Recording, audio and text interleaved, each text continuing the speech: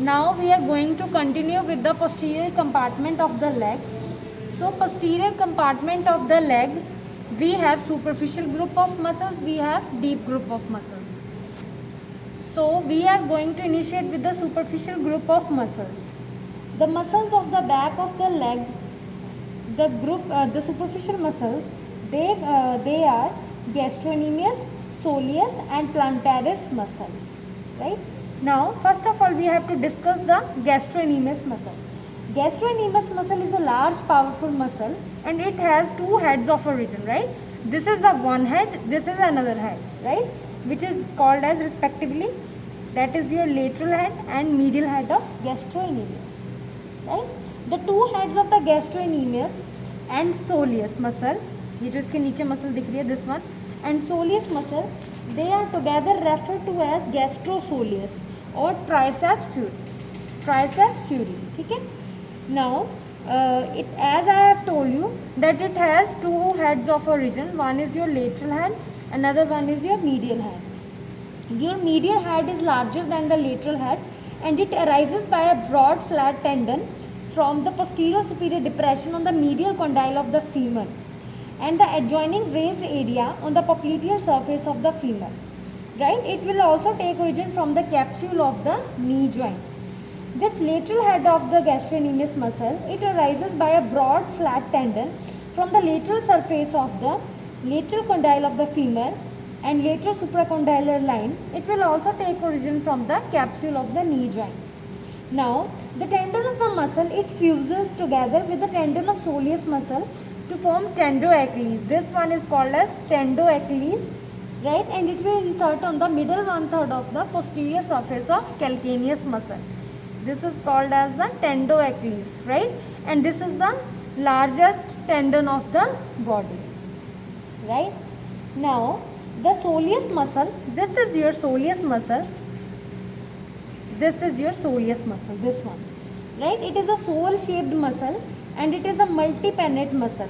It lies deep to the gastrocnemius muscle. It will take origin from the fibula and from the back of the head of the fibula and above 1/4 of the posterior surface of the shaft of the fibula.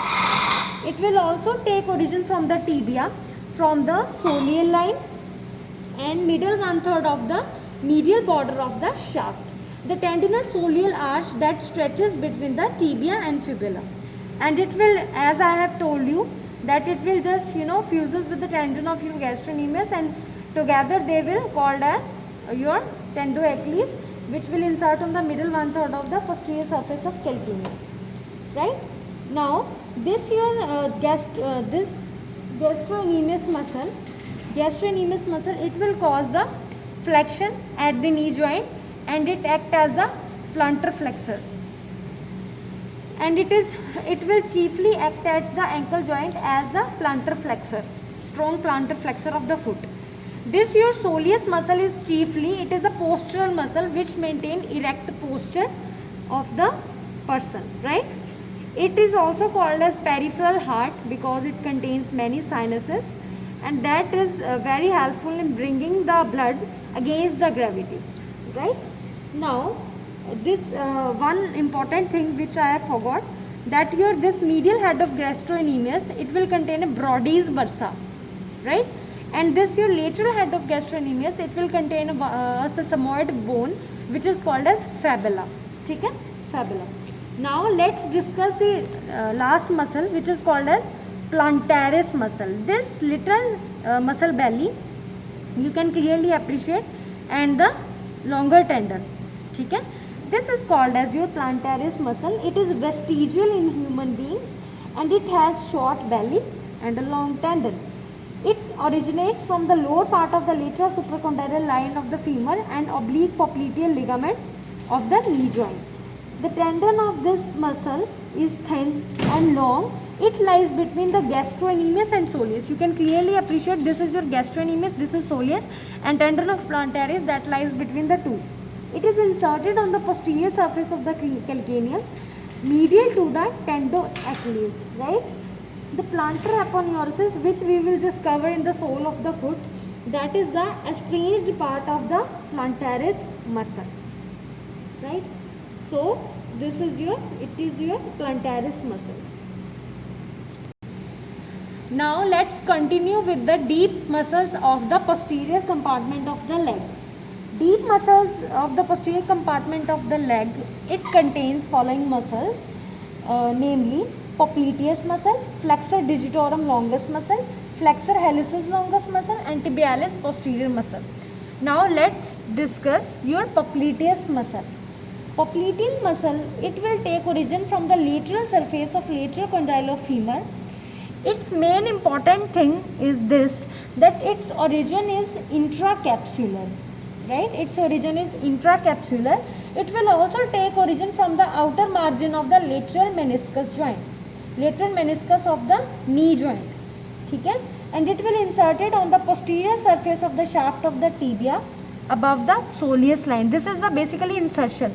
Its origin is intracapsular and its origin is tendinous and insertion is muscular. This is the insertion which we can clearly see, okay? And it will be supplied by your tibial nerve, or we can say nerve to popliteus. Tibial nerve will give a branch which is called as nerve to popliteus, which will supply it from its deeper surface. Remember it always, it is the main peculiarity of your nerve to popliteus that it will supply the popliteus muscle from its deeper surface, right? Its main very important action is this, that it unlocks your knee joint. It unlocks the knee joint by causing lateral rotation of the femur on the tibia prior to the flexion, right? This locking and unlocking mechanism of the knee joint you will just study in your further classes, further class of your knee joint, right? Now let's discuss the another muscles.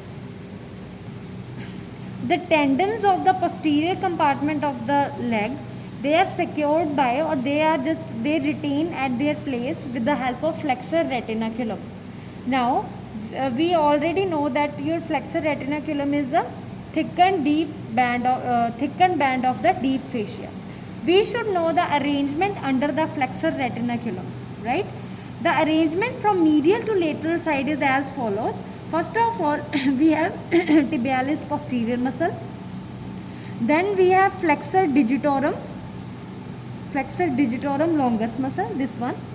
Then we will have this artery, and then we have tibial nerve. Artery and nerve. This is your neurovascular bundle. Artery is your posterior tibial artery and nerve is your tibial nerve, right? Then we will, at the end, we have flexor hallucis longus. This arrangement you should know. Again I am repeating. First of all, we have tibialis posterior muscle. Then we have flexor digitorum longus muscle. Then we have posterior tibial artery. Then we have tibial nerve. And then we have flexor hallucis longus muscle. Okay? Now let's discuss tibialis posterior muscle. This one is your tibialis. This one is your tibialis posterior muscle, right?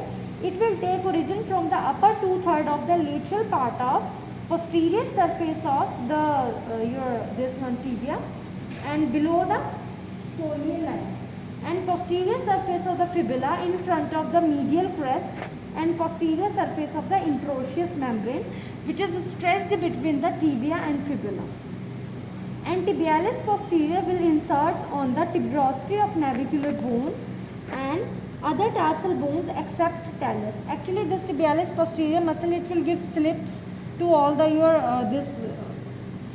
tarsals, right, except your talus bone. Insertion is extended to second, third and fourth metatarsal bones of the foot, right? And this your tibialis posterior muscle, it is supplied by the tibial nerve. Again I have told you that your tibial nerve is the nerve of the posterior compartment of the leg, and it will act as a plantar flexor of the ankle joint. It inverts foot at the subtalar joint and supports medial longitudinal arch of the foot. Remember it always that your tibialis anterior as well as tibialis posterior, these two muscles will maintain medial longitudinal arch. Don't get confused. ठीक है, tibialis anterior भी medial longitudinal arch को maintain करती है और posterior भी.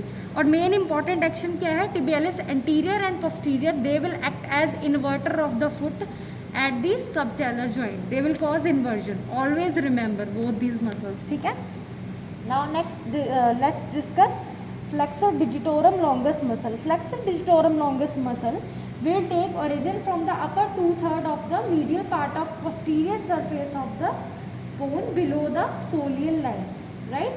And it will insert as the basis of the at the basis of the distal phalanges of the lateral four toes, and this muscle it will ends in a tendon which divides into four slips, one for each of the lateral four toes, right?